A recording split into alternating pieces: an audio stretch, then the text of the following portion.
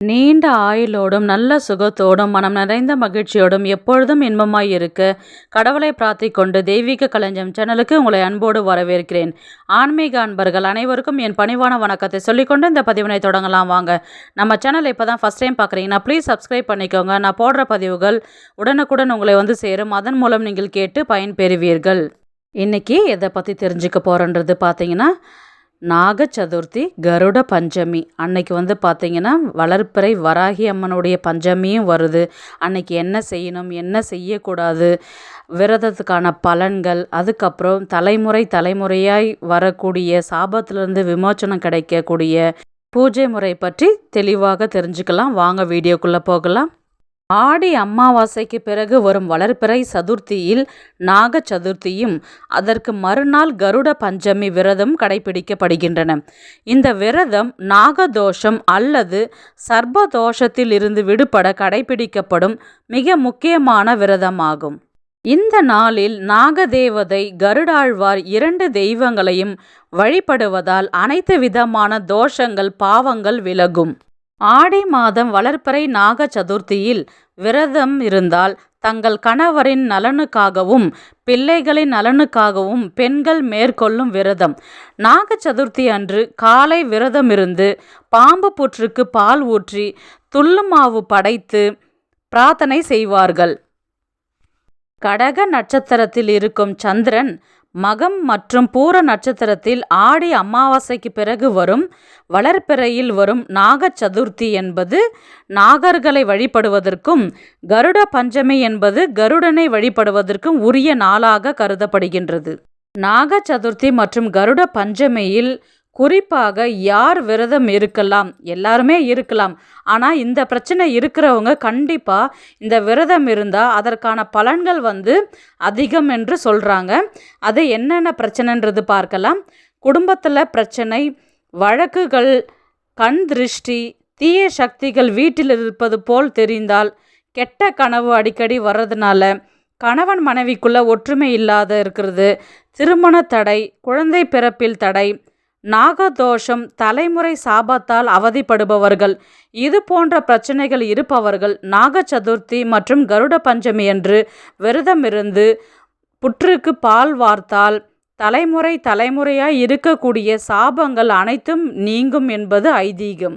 நாக சதுர்த்தியில் விரதம் இருந்தால் கிடைக்கக்கூடிய பலன்கள் பார்த்தீங்கன்னா, வாழ்க்கையில் இருக்கும் பிரச்சனைகள் நீங்கும், கணவருடைய ஆயுள் அதிகரிக்கும், சர்ப்பதோஷம் நீங்கும், மங்கள காரியங்களில் இருக்கும் தடைகள் நீங்கும், திருமணம் கைகூடும், நாகங்களால் ஏற்பட்ட சாபம் விலகும், எதிரிகளுடைய தொல்லை நீங்கும், நோய் விபத்துகளால் ஏற்படும் ஆபத்துகள் போன்றவை நீங்கும். கருடனை வழிபடுவதால் பலசாலியாகவும் அறிவு நிறைந்தும் காணப்படுவார்கள். விஷ ஜந்துக்களால் தீங்கு ஏற்படாது. கருடாழ்வார் வாகன விபத்துகளிலிருந்து நம்மை காப்பாற்றுவார். நாகதோஷம் நீங்கும், சந்ததியினருக்கு அந்த தோஷம் தாக்காமல் இருக்கும். அது மட்டும் இல்லாமல் பிரியும் தருவாயில் இருக்கும் தம்பதியினர் இந்த பூஜை செய்வதன் மூலம் ஒன்று சேருவார்கள். நாக சதுர்த்தி அன்று என்ன செய்யக்கூடாதுன்றது பார்க்கலாம். சாபம் இடக்கூடாது, அமங்கலமான வார்த்தைகளை பேசக்கூடாது, சுடும் சொற்களை சொல்லக்கூடாது, அன்று துணி தைக்கக்கூடாது, எந்த ஒரு கூர்மையான பொருட்களை கொண்டு எங்கேயும் பயன்படுத்தக்கூடாது, இரும்பு பாத்திரத்தில் வறுக்கக்கூடாது, உபயோகமும் செய்யக்கூடாது. நிலம் தோண்டுதல், புதியதாக செடி நடுதல், பச்சை மரத்தை வெட்டுதல் கூடாது. இது எல்லா நாக தேவதைகளை அவமதிப்பதாகும். கருட பஞ்சமி அன்று பார்த்திங்கன்னா வளர்ப்பிறை பஞ்சமி இருக்குது. நம்ம வராகி அம்மனை நினச்சி நம்ம அன்னைக்கு பூஜை செய்யும் பொழுது வந்து பார்த்திங்கன்னா ரொம்பவே விசேஷமானது. இதனால் வந்து பார்த்திங்கன்னா எப்பேற்பட்ட நோயும் நீங்கும், நம்மளுடைய வாழ்க்கையில் இருக்கிற கஷ்டங்கள் அனைத்துமே விலகும். அன்னைக்கு அம்மனுக்கு வந்து பார்த்திங்கன்னா மாலை நேரத்தில் நீங்கள் தீபம் ஏற்றி வழிபடும் பொழுது வராகி அம்மனுடைய அருள் வந்து பரிபூர்ணமாக கிடைக்கும். முதலில் நாக சதுர்த்தி பற்றி முழு விவரம் தெரிஞ்சு கொள்ளலாம். பாம்பு என்றாலே படை நடுங்கும். அதே போல பாம்பு கிரகங்களான ராகு மற்றும் கேது தோஷம், கால சர்ப்பதோஷம் போன்ற தோஷங்கள் அமைந்தால் திருமண தடை, காரிய தடைகள் ஏற்படும். இந்த தோஷம் விலக நாக சதுர்த்தி நாளில் விரதம் இருந்து நாகரை வழிபட தோஷங்கள் விலகி நல்வழி பிறக்கும். நாகதோஷம் நம் சந்ததியினர் எவர் ஒருவர் செய்திருந்தாலும் தெரிந்தும் தெரியாமல் செய்த பாவத்திற்கு பரிகாரம் தேட இந்த நாக சதுர்த்தியில் வழிபடுவது சிறப்பு. நாக சதுர்த்தி தோன்றிய வரலாறு பார்க்கலாம். பிரம்மதேவரின் மகானான கஷ்யப்பருக்கு 4 மனைவிகள். அவர்களில் கத்ரி என்பவருக்கு பிறந்தவர் நாகர்.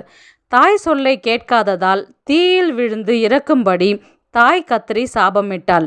அந்த சாபத்தினால் பல நாகங்கள் மன்னன் ஜனமேஜயன் நடத்திய சர்ப்ப யாகத்தின் போது அக்னியில் விழுந்து இறந்தனர். அஸ்திகர் ஜனமேஜயனது யாகத்தை தடுத்து நாகர்களுக்கு சாப நிவர்த்தி கொடுத்தார்.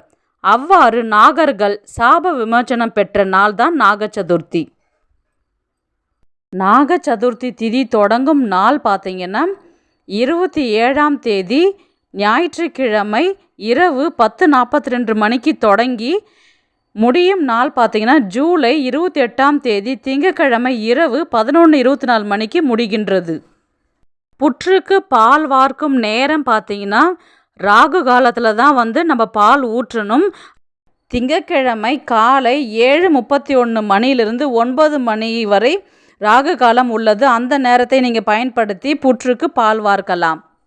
நாக சதுர்த்தி அன்று கோவிலுக்கு சென்று வழிபடும் முறை பார்க்கலாம். அதிகாலை எழுந்து குளித்துவிட்டு நீர்நிலைகளில் அல்லது கரையோரங்களிலோ அல்லது ஆலய வளாகங்களில் உள்ள கல்லாலான நாகத்துக்கு பால் ஊற்றி அபிஷேகம் செய்ய வேண்டும். சிலைக்கு பார்த்தீங்கன்னா ஃபஸ்ட்டு பால் அபிஷேகம் செய்யலாம், மஞ்சள் அபிஷேகம் செய்யலாம், குங்குமம் அபிஷேகம், பன்னீர் அபிஷேகம் செய்யலாம். அபிஷேகம் செஞ்சு முடிச்சதுக்கப்புறம் லாஸ்ட்டாக தண்ணி ஊற்றி நல்லா அலம்பிட்டு அதுக்கப்புறம் மஞ்சளில் நல்லா குழச்சி அந்த சிலைக்கு பார்த்திங்கன்னா மேலேருந்து கீழே வரலையும் நல்லா ஃபுல்லாக அப்ளை பண்ணிவிட்டு அதுக்கப்புறம் குங்குமத்தால் ஒற்றைப்படையில் முடிகிற மாதிரி நீங்கள் குங்குமம் வச்சிடணும். வச்சதுக்கப்புறம் பார்த்திங்கன்னா தாழம்பூ, நாகலிங்கம் பூ அல்லது வாசனை மலர்கள் ஏதாவது நீங்கள் சாற்றி நீங்கள் தீபதூப ஆராதனைகள் செய்து நீங்கள் வழிபாடு செய்ய ஆரம்பிக்கலாம்.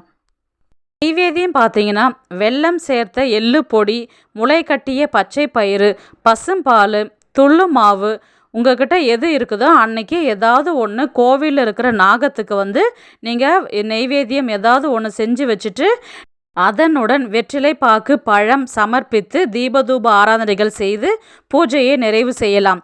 பின்பு புற்றுக்கு பால் மற்றும் முட்டை வைக்கலாம். முட்டை வைக்கிற பழக்கம் இருந்தால் வைக்கலாம், இல்லைன்னா பால் மற்றும் ஊற்றிட்டு 3 சுற்று 5 சுற்றுன்றது சுற்றிட்டு அங்கே அமர்ந்துட்டு வீட்டுக்கு விடலாம். நாக சதுர்த்தி அன்று சதுர்த்தியானது விநாயகருக்கான தினமாகவும் கொண்டாடப்படுவதனால நீங்கள் விநாயகருக்கு ஒரு நெய் தீபம் ஏற்றி வழிபாடு செய்யும் பொழுது பார்த்தீங்கன்னா ரொம்பவே சிறப்பு. வீட்டில் வழிபடும் முறை பார்க்கலாம்.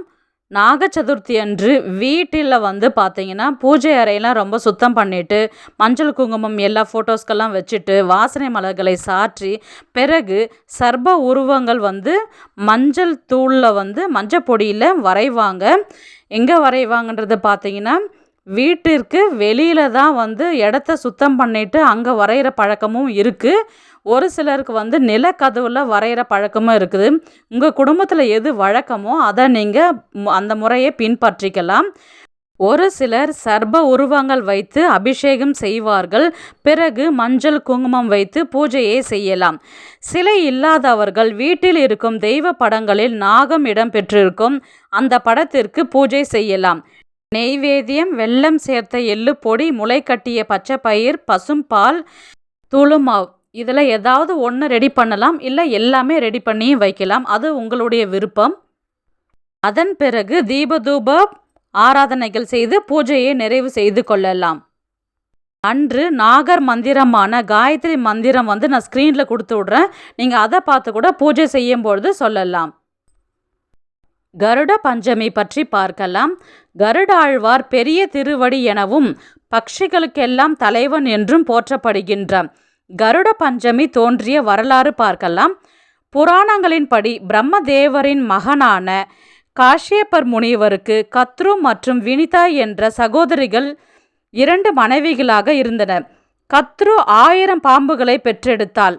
வினிதா கருடனை மட்டும் பெற்றெடுத்தாள்.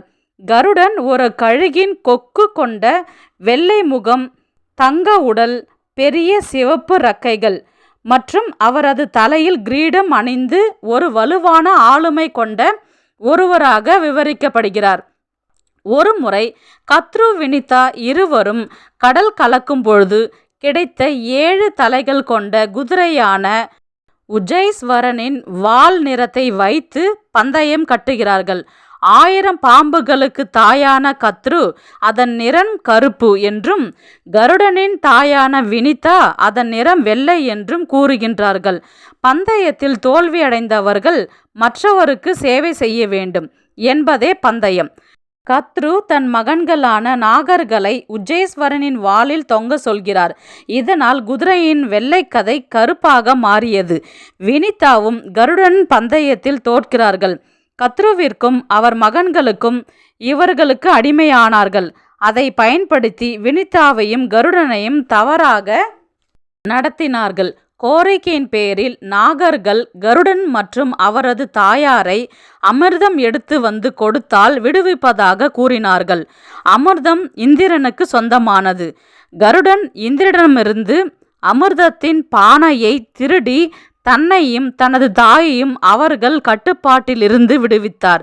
இதை கவனித்த மகாவிஷ்ணு தன் தாயை காப்பாற்ற இந்திரனிடமிருந்து அமுத பொருளை திருடியதால் கருடன் மீது ஈர்க்கப்பட்டார். மேலும் அமிர்தத்தை தானாக ஒரு துளி கூட அவர் எடுக்கவில்லை. எனவே கருடனிடம் உனக்கு என்ன வர வேண்டும் என்று கேள் என்று கூறினார். கருடன் உடனே கிருஷ்ணனை விட உயர்ந்த பதவி வேண்டும் என்று கூறி அவரது வாகனமானார். இத்தனை சிறப்புகள் வாய்ந்த கருடாழ்வார் பிறந்த தினமே கருட பஞ்சமி. கருட பஞ்சமி என்னைக்கு வருதுன்றது பார்க்கலாம். ஜூலை 28ஆம் தேதி திங்கட்கிழமை நள்ளிரவு 1:17 மணிக்கு தொடங்கி முடியும் நாள் பார்த்தீங்கன்னா ஜூலை 29ஆம் தேதி செவ்வாய்க்கிழமை நள்ளிரவு 2:23 மணிக்கு முடிகின்றது. கருட பஞ்சமி வழிபடும் முறை பார்க்கலாம். கருடாழ்வார் படம் வீட்டில் இருந்தால் துடைத்து மஞ்சள் குங்குமம் வைத்து துளசி மாலை சாற்றி வழிபாடு செய்யலாம். கருடாழ்வார் படம் இல்லாத பட்சத்தில் பெருமாள் கோவிலுக்கு சென்று வழிபாடு செய்ய ஆரம்பிக்கலாம். நெய்வேத்தியமாக பார்த்தீங்கன்னா வடை, பாயாசம், எள்ளு பூரண கொழுக்கட்டை அன்னைக்கு செஞ்சு வச்சு நீங்கள் பூஜை செய்ய ஆரம்பிக்கலாம்.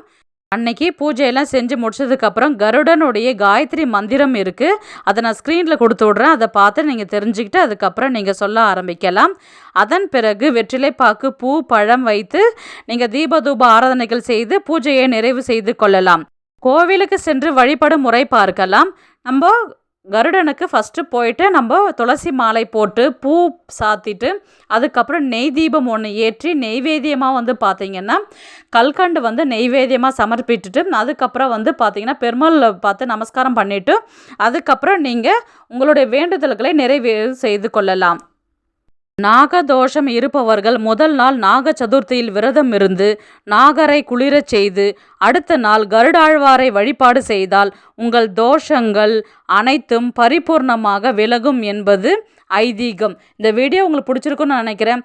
நெக்ஸ்ட் ஒரு நல்ல பதிவில் சந்திக்கலாம். இது போன்ற ஆன்மீக தகவல்களுக்கு நம்முடைய தெய்வீக களஞ்சியம் சேனலை சப்ஸ்கிரைப் பண்ணிக்கோங்க. நெக்ஸ்ட் ஒரு நல்ல பதிவில் சந்திக்கலாம். உங்களிடமிருந்து விடைபெறுவது உங்கள் புனிதவதி.